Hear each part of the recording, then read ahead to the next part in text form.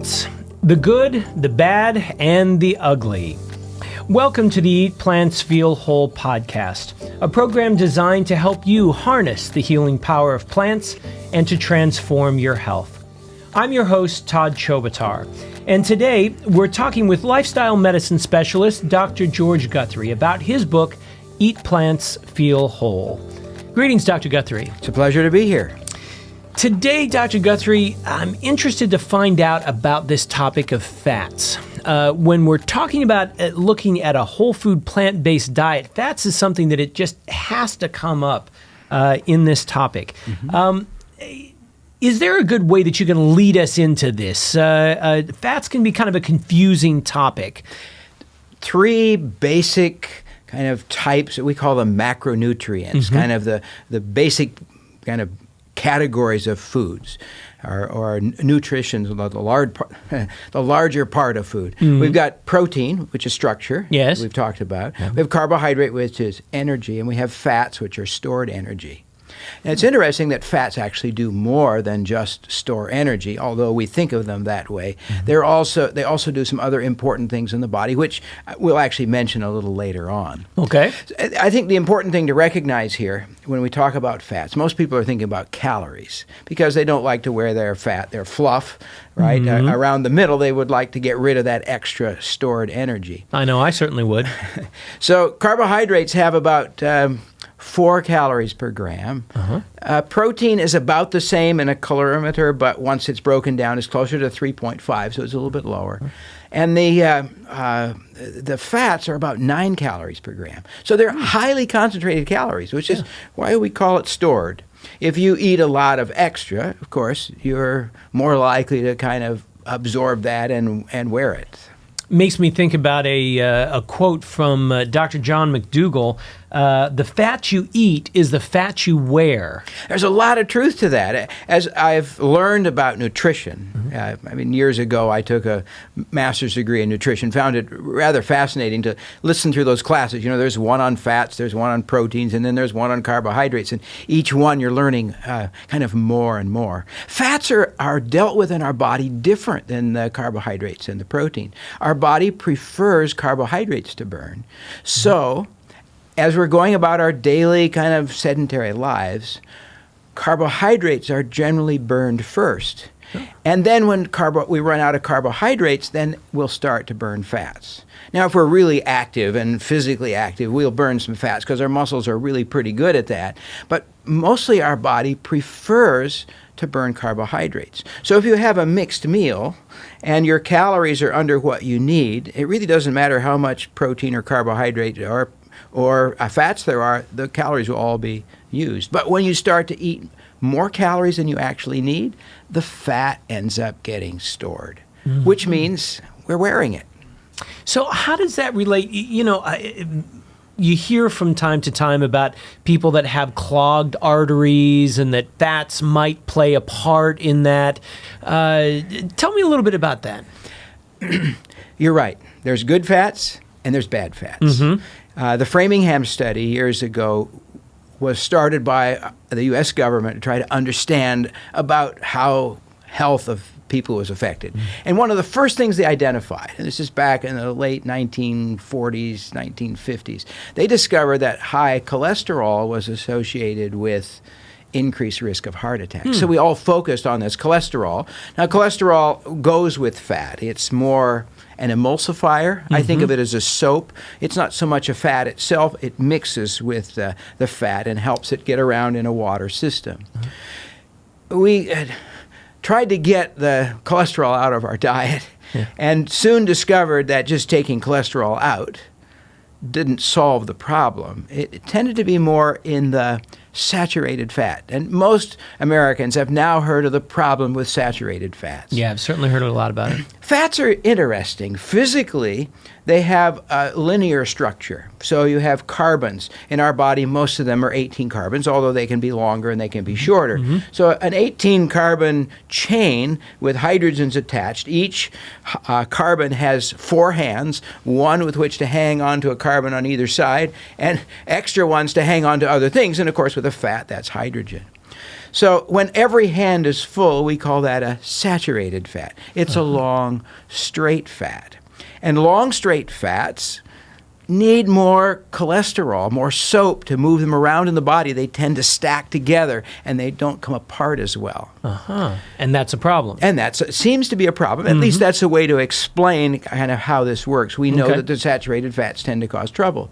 Well, interestingly, and you've probably heard the term unsaturated fat. Definitely. An unsaturated fat happens when one of these carbon chains, I like to say, anthropomorphizing here, that a couple of carbons fall in love. So they hug each other and let go of the hydrogens, right? So when they do that, it's no longer straight, it's now bent. And when it's bent, it doesn't stimulate the detergent, the cholesterol, as much as the long, straight ones. So we began to recognize in this country that unsaturated fats are better.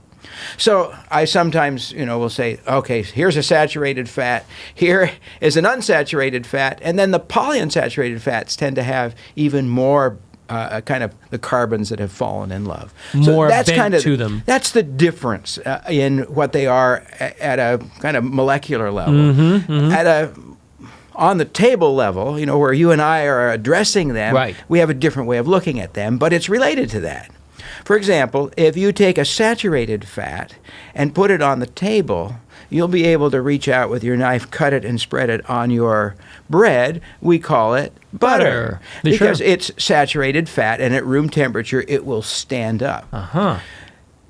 If, on the other hand, that saturated fat has one of these unsaturates put into it, it puts a bend in it, and now they won't stand up. It flows down onto your plate, and we would know that as olive oil, right? It's the monounsaturated. And it has to do with its physical structure. And we know that olive oil is a lot better than the saturated fat or the straight fats. Right. And that's because of the way that it behaves once it's inside the body. That's correct. Okay. Good. And how it stimulates the cholesterol, which we understand has something to do with the LDL or bad cholesterol particles, which can tend to cause trouble. Certainly, the more saturated fat we eat, the higher our cholesterol levels, the more likely we are to have a heart attack. And the more likely the arteries are to be filled up with this kind of glob of fat. So in that case, what if I'm eating more of a whole food, plant-based diet, how is that benefiting me when it comes to fats? Very good point. So plants have fat in them. Some have more. People might point to, for example, coconut. I think coconut oil is kind of a fad right now. Avocados, nuts, olives, obviously, we've already mentioned. Olives and olive oil, So sure. plants have oil in which they take the carbons from the soil, the nitrogens to make proteins, to make enzymes, to actually make fats or stored energy for us.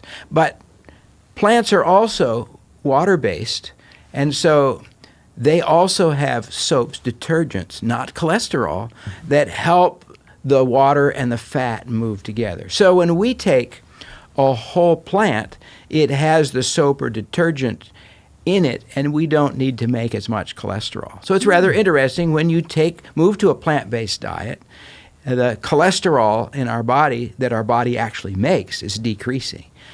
Animals make cholesterol, plants don't.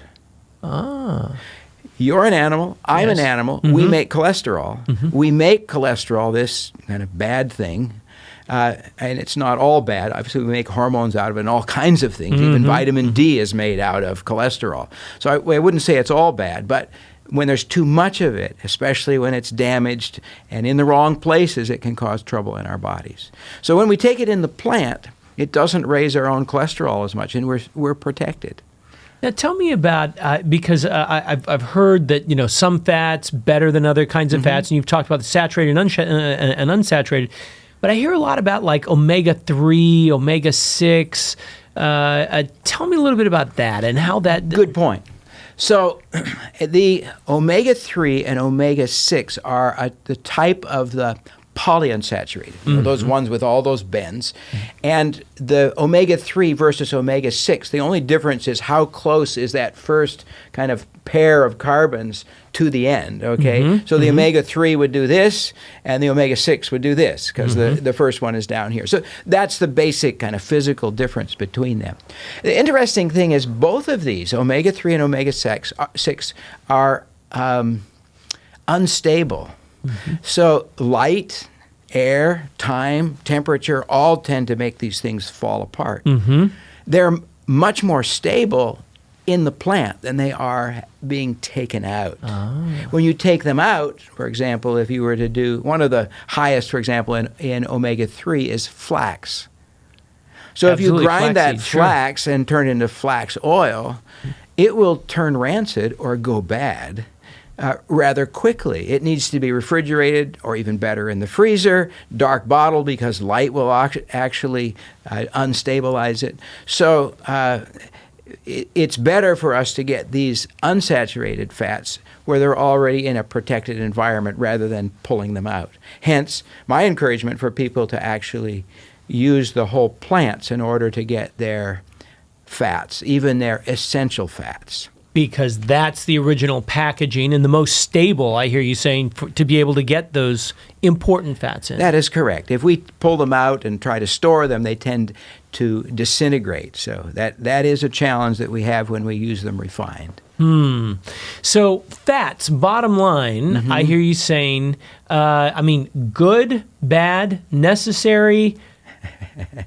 Fats are absolutely necessary for life. I've mentioned earlier, I think in a previous podcast, even lettuce has fat, and it's somewhere, around 5 or 10% of the calories. Now, lettuce is mostly water and fiber, but, and other nutrients. But fat is always necessary. Cell walls are all made of fat. The little organelles inside the cell.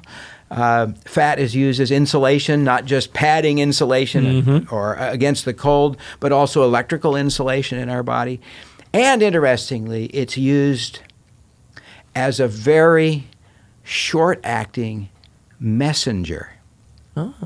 Now, if you want your body, let's say your brain, needs to send a message to your big toe, it sends a nerve or impulse, right? And then it gets to the big toe. If your toe says, get me out of here because it's burning, right? There's a jerk reflex that comes. And those messages go by nerve. If your brain needs to send a message to the whole body, or an organ needs to send a message to the whole body, it sends it, we call it a hormone. Right? So it floats through the blood, it goes to where it's supposed to go, a thyroid hormone, for example, and says, go, go, go, or, slow down a little bit. So the hormone is that message. But we also have a need for messengers that are very right now.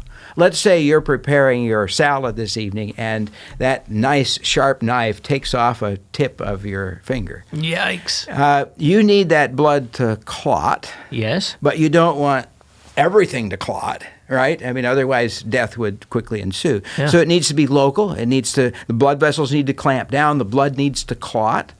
And what we use for that is a fat messenger.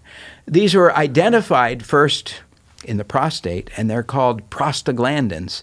They're not just in the prostate. They're everywhere throughout our body, in blood vessels, out all kinds of places. These are very short-acting, very local kind of reactants, if you will, messengers that get things done quickly and then disintegrate. These are unsaturated fats. These prostaglandins are made from either omega-3 or omega-6 fats, because they can be made from either one. The factory will take either.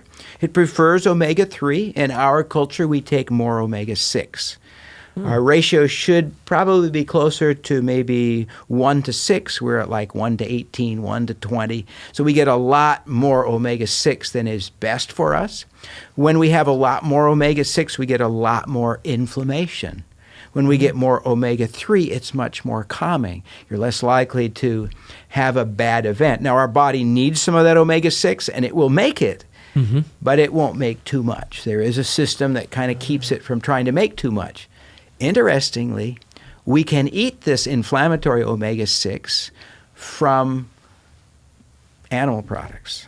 The other day I looked up The really bad one for us is something called arachidonic acid, because all animals make these same things, the omega-6 and the omega-3. We tend to think fish make omega-3, and animals make omega-6, but it really more reflects kind of what they're being fed, right? So we have the same enzyme factories that they do, so we can take plant fats and make them into fish oil or arachidonic acid. This is the bad one. So the other day I looked it up in the kind of the government database where they have all the nutrients there. And it was very interesting to me to find that the highest food in arachidonic acid is chicken. Really? Now, most people think that's the white meat, and that is, safer and healthier. But it's very interesting that there's more arachidonic acid in that, which tends to be more inflammatory. And there are at least some scientists who believe that the arachidonic acid may be responsible for the increased inflammation and maybe in autoimmune diseases like rheumatoid arthritis and other things. It's interesting that as I've helped people make lifestyle changes, they often report that their joint pains tend to go away. There seems to be less inflammation when you can take more of that omega-3 and less of that omega-6. And you would recommend that a good source or the best source to get those omega-3 and 6 would be? Plants, okay? I mean, I've mentioned the flaxseed, which probably has more of the omega-3 than anything else in the plant kingdom. Walnuts certainly fall in that category. But the truth is, all the plant fats, even animal fats, are a mixture. Some tend to predominate with monounsaturated, some predominate with polyunsaturated, so omega-3, omega-6, and some have more of the saturated. So they're not all exactly the same. They're a mix. So if you move towards plant-based, you tend to have fewer problems. And to be able to get what you need and to reduce some of the problems that come from eating more animal protein. Now, here's an interesting one. Or animal fats, I guess. I mentioned these prostaglandins. Yes. And how they kind of cause inflammation. Those prostaglandins are involved in the birth process, making the uterus contract. Okay. They're also involved in menstrual cramps. And I have a friend who actually did a study on this, or tried to do a study on this. He got a bunch of women and randomly assigned them to either standard American diet or the 100% plant-based diet. And they were supposed to go 3 months on this and then report on how their menstrual cramps went, right? So 3 months later, the plan was in the study that those who were on the plant were to switch to their standard American diet, and those on the standard American diet would just switch to the plant. That way, each is their own control. He couldn't get the people on the plant-based diet to switch back to their standard American diet because their menstrual cramps had pretty much gone away. And they said, I don't want that anymore. Wow. A plant-based diet can have an incredible effect on decreasing the inflammatory load in your body just because of the prostaglandins, the improvement in the omega-3. So benefits across a number of different areas when you switch to that kind of diet and lifestyle. Very good. Now, Dr. Guthrie, you offer as part of your book some free bonus downloads that people can have access to. And one of them, speaking about different ways to be able to get healthy fats, is a recipe rotation plan that people can get if they go to eatplantsfeelwhole.com. And this recipe rotation kind of takes people through a process of trying to substitute some of the more unhealthy recipes, maybe some that would fit more of the standard American diet category, and switch to some healthier options. And you give some recipes in the book and some other suggestions and so forth. But this recipe rotation, tell me just a little bit about that, because I think folks would find that fascinating to get that in their hands. Well, people who have focused on more animal product-based eating often have a hard time even thinking in their imagination what it might be. It just sounds like a terrible sort of place to go. And having a set of recipes that are plant-based that you can follow, discover that the tastes and the textures are even more varied than the animal kind of based cooking, I think is a great opportunity. It just makes it easier for people to discover how good plant-based eating can be. So they can get that. My new recipe rotation is available by going to eatplantsfeelwhole.com. All right. Dr. Guthrie, thank you so much for sharing with us today. You've been listening to the Eat Plants Feel Whole podcast, a limited edition 15-part series where our goal is to help you to harness the healing power of plants and to transform your health. If you'd like to find out more about Dr. Guthrie's work, please go to eatplantsfeelwhole.com. And if you would like to get other great resources that can help you to feel whole in mind, body, and spirit, go to adventhealthpress.com. And while you're there, sign up for our free newsletter where you'll get healthy living tips, leadership wisdom, and also some free giveaways. I've been your host, Todd Chobatar. Thank you for joining us today.